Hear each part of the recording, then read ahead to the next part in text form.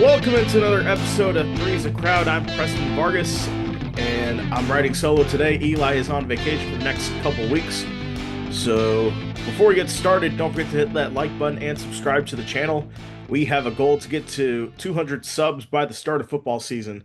We're starting to grow a lot more. We got a couple more subscribers this week, so hopefully we can grow more, especially since the World Cup is less than 3 weeks away, and we have our World Cup group stage challenge going right now. I'll put that link in the description below, and make sure to join that. We will definitely be streaming some World Cup games this summer, so stay tuned for that. And anyways, let's get into this episode where we start with the New York Knicks. They sweep the Cleveland Cavaliers, winning game four by a score of 130 to 93.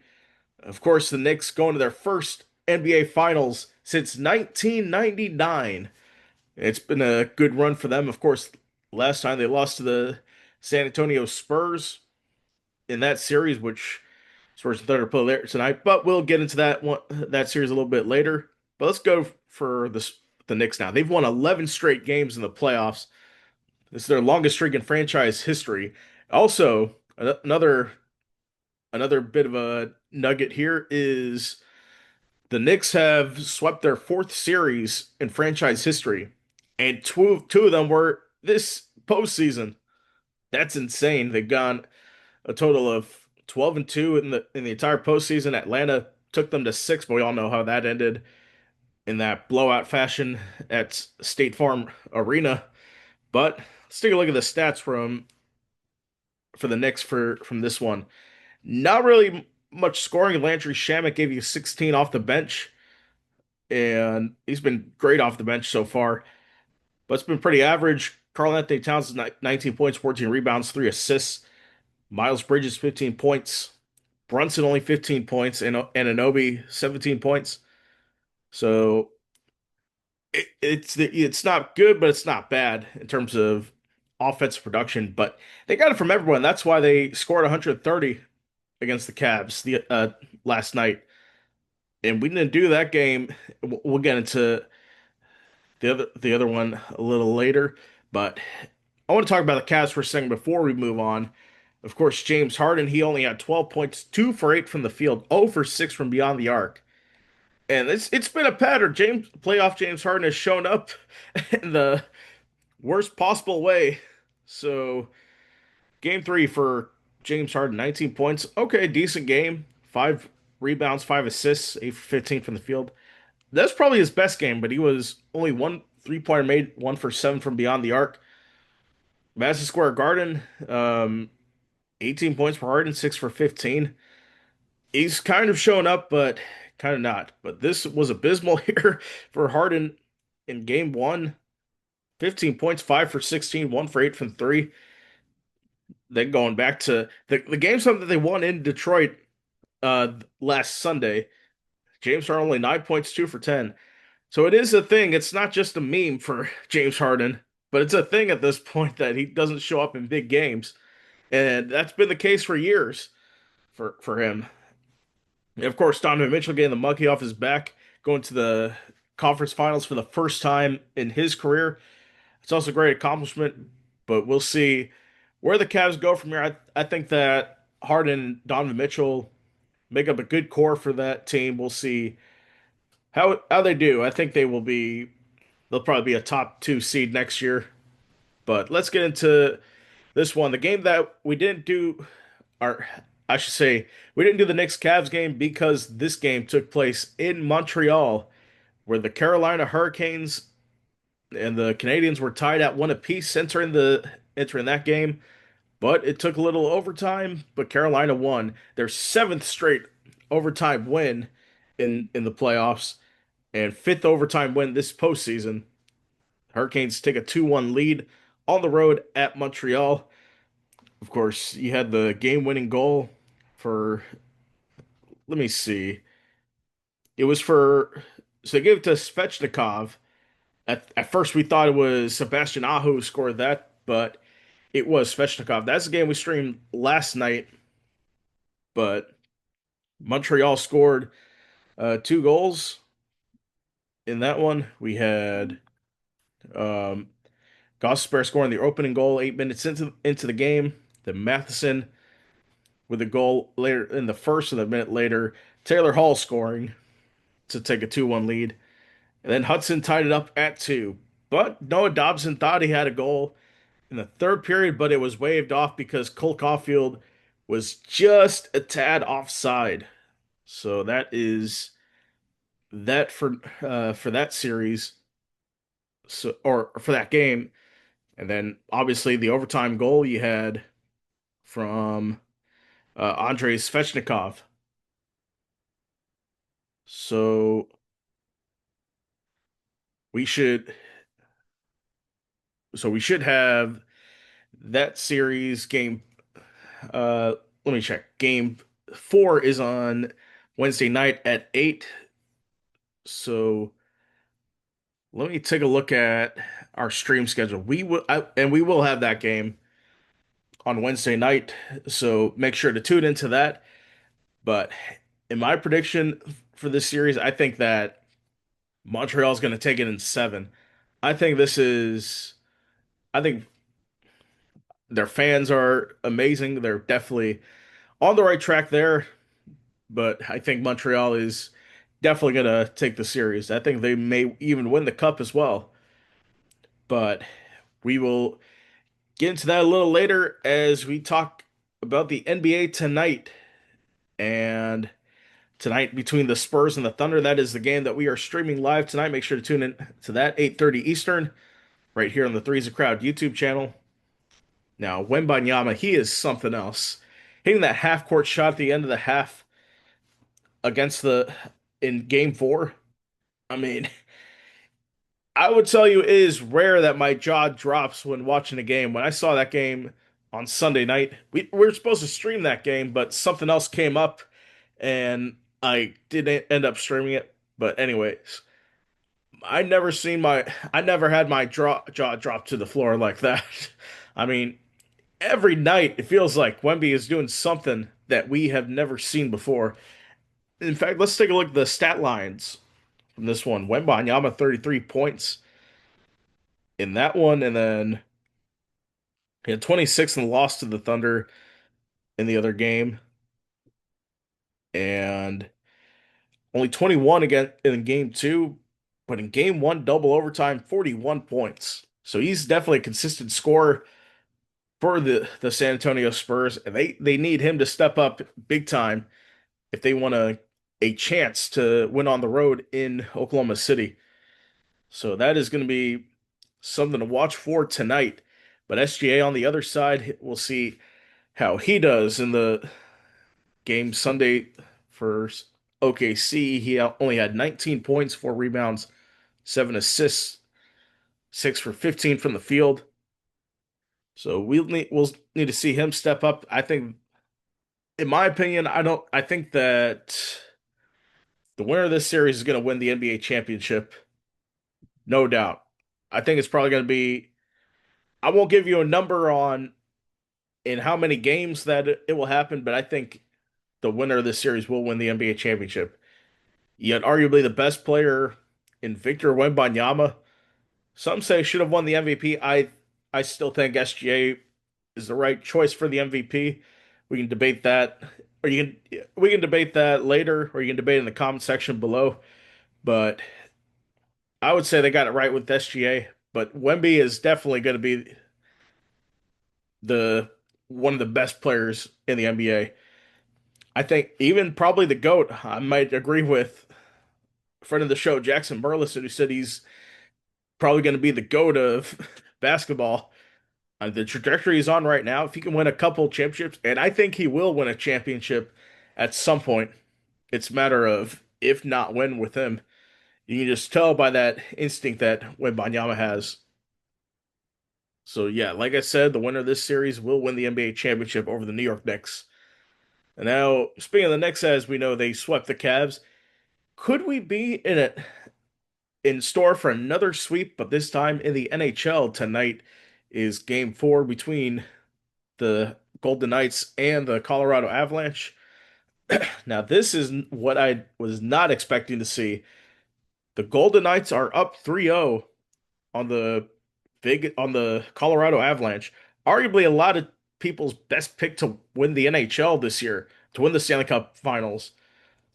A lot of people had them as the favorite going in. In fact, let me check the playoff hockey challenge that we do for ESPN. I think there are some people that said, but let me double check. I think Colorado was the consensus favorite going in, but let me see. Let me go home. Yes, the most picked champions, 37% said Colorado would win the Stanley Cup final. So this would be huge if they did it, if they got swept here. Obviously, 3-0 deficits have been overcome before, but we'll see. I mean, I had Colorado going to the Stanley Cup finals, so we'll see how that all transpires. But the playoff MVP potentially could be Mitch Marner, who's really stepped up for the Vegas Golden Knights. After getting traded from Toronto, there's all this talk about him with Toronto fans. They don't want to see Vegas in the Stanley Cup final.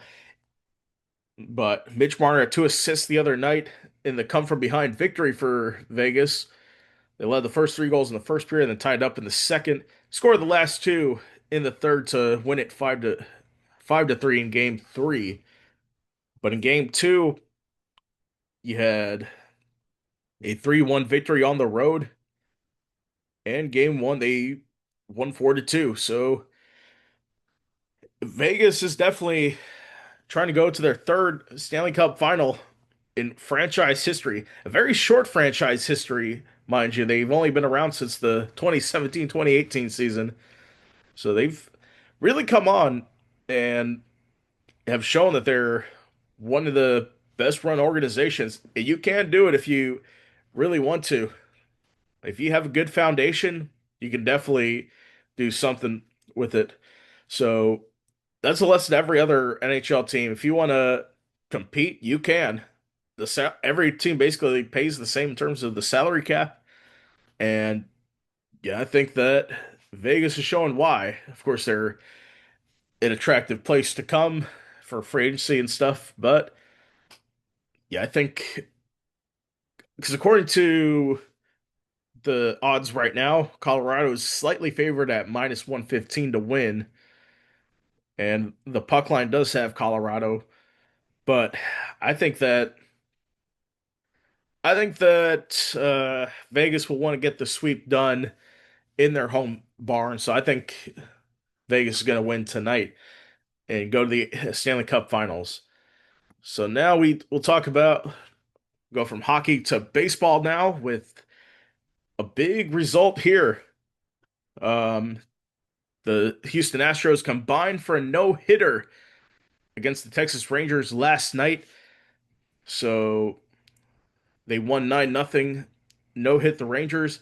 So let's go into this here. It is uh, Tatsuya Imai, who started on the mound, played the first 6 innings, got the decision, and Okirk came in for an inning, and then Ali Imber Santana or Ali Imber Santa with the got the final 2 innings and preserved the no hitter for Houston.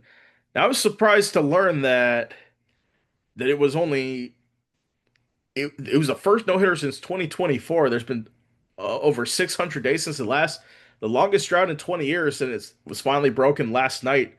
I was shocked to hear that. I did not think that I guess I didn't pay much attention, but yeah, we had a no hitter last night. It's good for an Astros team that I think they're still last in the AL West. No, they're second to last. The Angels are last now in the AL West, but not a good start to the season for them. But they're starting to come along at the right time. There's still a lot of season left.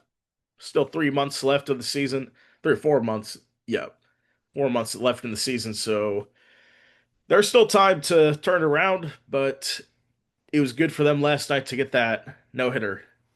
And now we'll move on to a shocking and sad story that broke last Thursday. So if you've been living under a rock, then you probably, or I should say, unless you've been living under a rock, we learned that NASCAR legend Kyle Busch passed away on Thursday at the age of 41.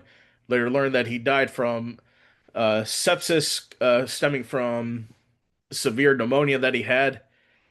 But yeah, definitely very shocking news story. I knew that we saw Thursday morning that he was hospitalized with a severe illness, but I did not think that we would be, that they would announce his death on Thursday, but they did. You got to feel for his family at this point. Samantha, his wife, his kids, Brexton and Lennox. It's honestly an unimaginable situation, but they did a good job of honoring him at the Coke Zero or Coca-Cola 600, I think it's called, where they honored him in the pre-race show or in the pre-race ceremonies that they have there. Of course, this is the Memorial Day, the annual Memorial Day race. So, yeah. So they honored his family there, and you had the winner of the race, Daniel Suarez, who, for those of you who don't know, Kyle Busch, he started Kyle Busch Racing, I think it's called, which is mostly in the truck series, giving opportunities to prospective drivers. Because in NASCAR, you have the Cup Series, the what was known for a long time as the Xfinity Series, but now I think it's the O'Reilly Series, which is the second tier, and then the Truck Series is the third tier of racing. You had a Truck Series team, Kyle Busch Racing, so helped a lot of guys get rides there. So definitely, and a graduate from him, Daniel Suarez ends up winning. It was a great wholesome moment there. They did announce that the number 8 car that he drives is rebranded to the 33 car, and it'll be unretired when his son Brexton is ready to drive. And I think that because he's been winning races a lot, I think he won a junior championship in Tulsa. So he's 11 years old now, but I think when he rises up the ranks, he's going to be one to watch. Very much so. I think he may. I'm not going to say he's going to be the GOAT, but I think he's definitely going to be a superstar like his father was. And yeah, his father was one of the best drivers of his generation, Kyle Busch. We will definitely miss him. Gone too soon at the age of 41. And now we go to our other headlines. So we did get word that former Dolphins defensive lineman Manny Fernandez has died at 79. He played on that legendary 1972 undefeated Miami Dolphins team. So, and then Adam Walton from Australia upsets former number one Daniil Medvedev at the French Open in one of the larger upsets so far. And we'll see if there are any other upsets that happen. The Chicago Cubs lose 9 straight games and they fell to Pittsburgh 2-1 yesterday. So we'll see if they can get back on track. And UFL action, Orlando Storm, they clinched a home playoff game or they clinched a chance to host a playoff game with a win over the DC Defenders on Friday night. I was at that game working with the broadcast team. That was a great experience to do that with them. But yeah, the Orlando Storm are going to host a playoff game. So looking at the standings now, based on possibility, because we play DC at the Audi Field on Sunday, so we would either have a 1 or a 2 seed. So I think because I really don't want to play DC 3 times in a row.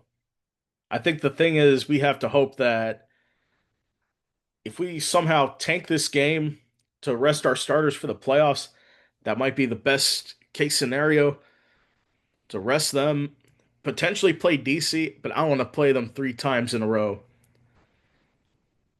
Hopefully Dallas beats St. Louis, who may, because St. Louis would get the number 1 seed if they win and we lose because they beat us in the regular season. But it would be Orlando, DC, and then Louisville is in the playoffs right now. If they win, they clinch a spot.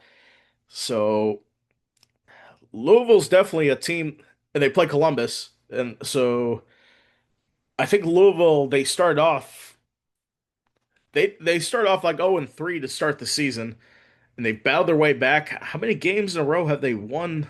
I'll check that, but it's definitely they're definitely one of the hotter teams right now. They're a different team right now than what we saw earlier in the season. So play Columbus Sunday evening, or yeah, Sunday evening on the road there. Um, Let me check how many games in a row have they won because that's going to be the key to see. So they've won five out of their last. Um, or did they lose this week? No, they won this week. They lost to St. Louis at home on that Thursday game that they had.